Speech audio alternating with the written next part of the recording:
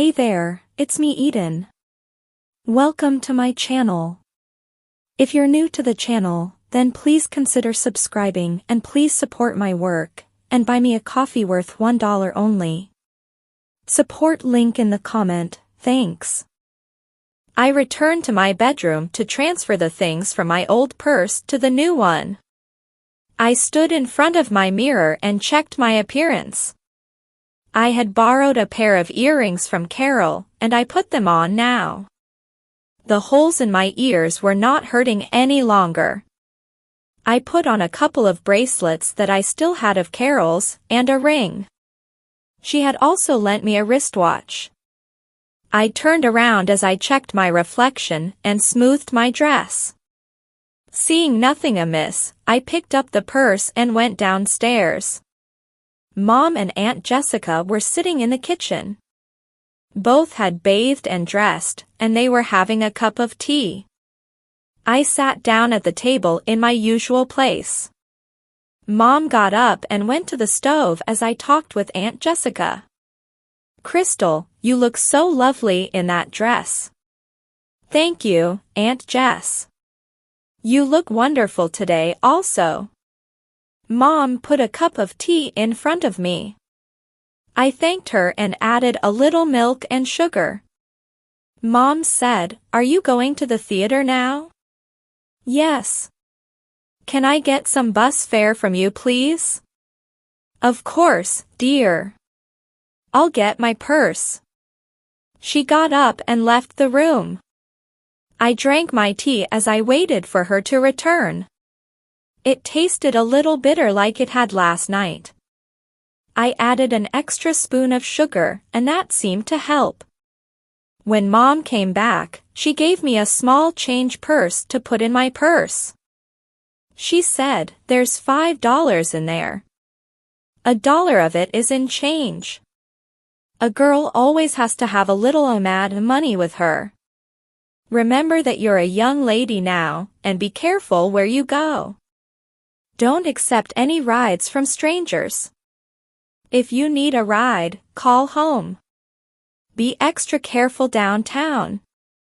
Avoid dark alleys and side streets. Don't talk to strangers. Don't even make eye contact with them.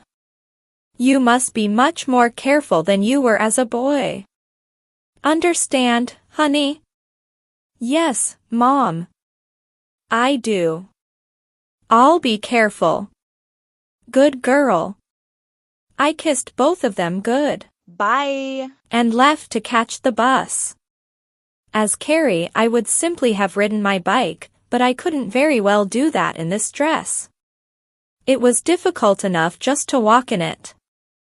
The tight skirt prevented me from walking with my normal stride. I had to take twice as many steps as I normally did. As I approached the corner where I would catch the bus, I saw the bus stop and take on passengers. The driver started to close the door after the last passenger had boarded. I waved and hurried as fast as I could. The driver saw me and opened the door. He watched me as I approached. I was very conscious of my movements. My hips were gyrating wildly as I tried to run in the tight dress and high heels. My breasts were bouncing and swaying within the confines of the tight bodice. I was totally out of breath when I stepped onto the bus. I smiled at the bus driver and he smiled back through the lecherous grin that he was already wearing. I fished some coins from my change purse and dropped them into the receptacle. As I walked to an empty seat, every pair of eyes on the bus watched my progress. I sat down and tried to compose myself. I felt lightheaded from the lack of oxygen. The corset prevented me from filling my lungs with the air that my body required. It was 5 minutes before I felt the dizziness lift from my mind. I would have to be very careful not to exert myself like that again. I was feeling fine again when the bus neared the intersection where I would get off. I reached up and pulled the cord to signal that I wanted to get off. The driver pulled over and stopped at the next street corner. I stood and made my way to the door. The driver tipped his hat to me as I passed. I felt his eyes on me as I climbed down the steps and exited the bus. I was at least 5 feet from the bus before I heard the doors close and the bus continue on. Usually, the doors nipped my backsides as I exited. And they would never wait for me to run to the bus. Even if they saw me, they would just close the door and drive on. If I weren't waiting at the bus stop, then I would have to wait for the next bus. As I walked the block to the theater, I felt the stares of all of the males that I passed. I knew that they were undressing me with their eyes. Wouldn't they be surprised to find out what lay underneath these clothes? I kept my head up and looked straight ahead. I was relieved to, at last, open the side door of the theater and step into the cool, dark interior. I had only progressed several steps when a voice in the darkness said, "Can I help you, miss?" Coming in from the bright sunlight, my eyes were not accustomed to the dark theater yet, so I was unsure of who was talking, and even where they were. I thought that the voice belonged to Ed, the electrician. I said, "Is Barbara here yet?"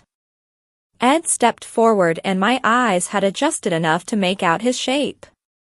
"Yes, she is in the wardrobe department. I'll show you the way."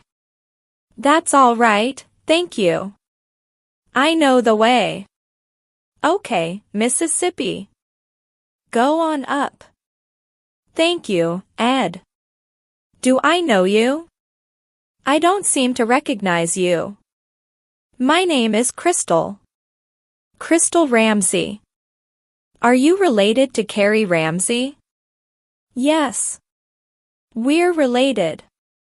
Carrie's a wonderful kid. Always so helpful and eager to please." "Well, I better get back to work. Nice to see you again, Miss Ramsey." I walked through the darkened theater, weaving my way through the scenery, on my way to the wardrobe department. As I stepped into the wardrobe room, I saw that Barbara was working at her sewing machine. I said, "Hi Mom, I'm home." She stopped what she was doing and looked at me. "Crystal, is that you?" She got up and came over to me. "You look wonderful. You must be turning heads wherever you go. You're not wearing the wig anymore. Your own hair looks great." The wig was too hot in this weather. Mom lightened my hair so that it would look a little different. It was long enough so that I didn't have to wear a wig. Wearing it up in a ponytail is nice and cool on my neck. "Who did your makeup?" "I did it myself. I learned a lot from Marge, and Mom and my sister Carol have helped me a lot also." "Well, it looks great. That dress really shows off your curves." Carol's a little smaller than I am now, so her clothes are a little tight. "Well, don't hang out on any street corners looking like that. You'll get arrested." I giggled at her comment. "Have you called the company that made the breast forms yet?" "Yes, so far all I've gotten is a message saying that the company is closed for the holiday vacation. I'll try again in another hour." "How have you been getting by? Did you stay cooped up in the house all weekend?" "No, actually I spent very little time in the house. Mom made me go out for ice cream with her and Carol on Saturday night. While we were out, some friends of Carol's invited us to a party on Sunday night. Mom told them that we would both attend. So after spending the day at the fairgrounds, I had to go to the party. We didn't get home until after 1 a.m. Then on Sunday, Mom took us to a barbecue and fair at a volunteer fire company. We spent most of the day there." "How did you dress, jeans?" No. Mom insisted that I wear only skirts and dresses. She says that I can't wear jeans until I'm Carrie again. If you saw that this weekend, then I bet that boys have been following you everywhere. Well, I did have to beat them off at the party, but it hasn't been bad after that. A couple of boys that Carol knows joined us at the Firemans Fair. We went on some rides together. That's all. That's all? Well. Sean did seem to grow some extra arms when we went on the Ferris wheel. But I managed to hold him down. How many times did he kiss you? I hesitated for a couple of seconds before answering. Only once. He kissed me when we were leaving the fair. I didn't expect it. He said, "Excuse me for interrupting, ladies. Marge, I need your requisition list. Do you have it ready?" "Yes, here it is," she said, handing it to him. "Thank you. And who is this lovely young lady? She looks familiar, but I can't seem to place her." "I'm Crystal Ramsey, Mr. Tucker. Don't you remember me? Crystal? Why are you in costume today?" "I have been like this since last week. Barbara couldn't remove the breast forms on Saturday. Since I couldn't walk around as a boy with large breasts, I have been wearing this disguise. Barbara is trying to reach the manufacturer to find out why the solvent doesn't work." Good Lord. I had no idea. Has anyone discovered your true identity? Not yet. I'll probably die of embarrassment if anybody does. I applaud your acting skills, my young friend. I would be interested in hearing your story when I have more time. Is there anything that I can do to help you?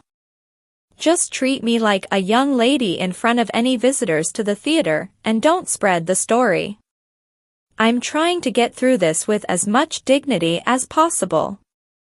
And you're succeeding. I will treat you with the respect afforded to any other female member of the cast and crew.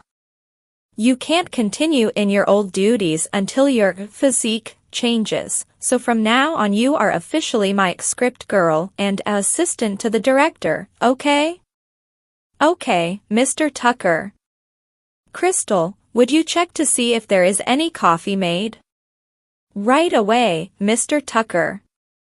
I hurried out to brew a pot of coffee. For the rest of the morning I ran errands for Mr. Tucker, or provided lines to actors as they faltered while practicing their roles on stage. I had worked with the play for so long that I no longer used a script book. I clued the actors in from memory. Mr. Tucker, seeing that I had a rote knowledge of all of the roles, had me stand in for actors who were not available. I was able to stand in for any of the parts. This freed up the actors to attend fitting sessions while rehearsals continued without interruption. Please like and subscribe for the next part, and visit my Patreon page for early access. Patreon.com/Eden07. Link in the comment. Thanks.